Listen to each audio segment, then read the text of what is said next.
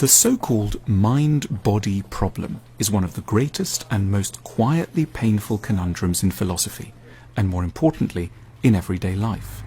The problem is rooted in the fact that in the eyes of other people, all of us are automatically and stubbornly associated with our bodies, which includes, of course, our faces.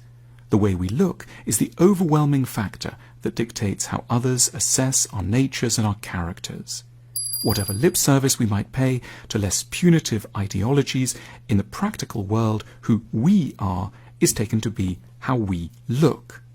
The sweet face is assumed to contain a gentle, benevolent owner, the large red face with narrow eyes an angry and suspicious one. We trust that personal identity is indivisible from bodily form. Yet there is one dramatic exception from this rule: our own cases.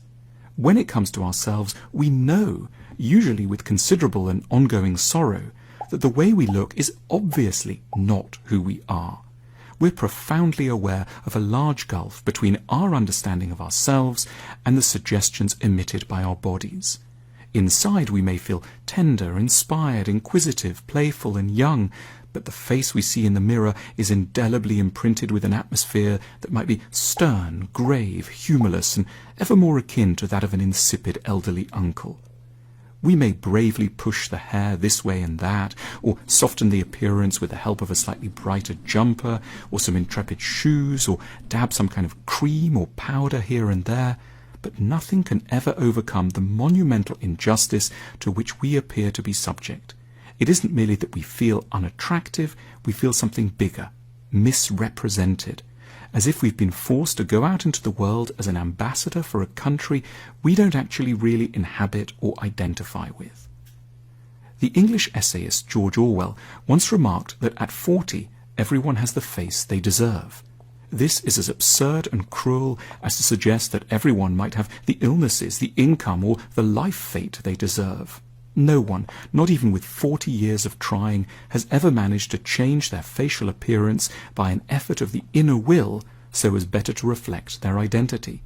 No one who's passionately thought of themselves as a button-nosed person over half a lifetime has ever thereby shrunk their proboscis by even 1/4 of a millimetre. In fact, quite the opposite tends to happen. Our characters are liable to mould themselves to the personalities implied by our faces, as a result of years of other people assuming that this must be who we are, and treating us in the light of our appearance. The gentler sides of someone who looks gentle will thereby constantly be invited to the surface by the expectations and encouragement of others.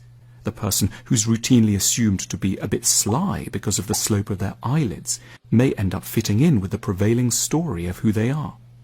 The mind-body problem leads us to understand some of what love, in its most generous, imaginative guises, should really involve.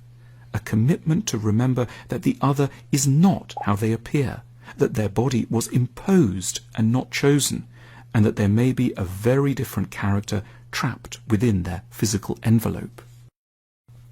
The writer Cyril Connolly, who struggled with his weight all his life and felt sickened by his round, full cheeks, bald head, and what he termed accountant's expression, once wrote poignantly, "Inside every fat man is a thin one trying to get out." But the phenomenon shouldn't be limited to the fat-thin dichotomy.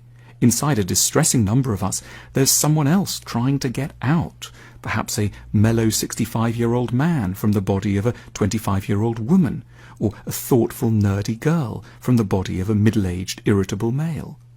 The best we can do to overcome the mind-body problem is not to fiddle with our clothes, invest in hairdressers, or endanger our health with plastic surgery. We will never be able properly to align mind and body by outward sculpting. The solution is to recognize that the problem is an existential part of being human, and therefore that we must always strive to remember, in spite of all the visual evidence, and in a spirit of love, that the bodies and faces of others are very separate from the character of their minds, in the hope that others will, in time, gift us a comparably generous and kind interpretation when their gaze turns to our faces and bodies.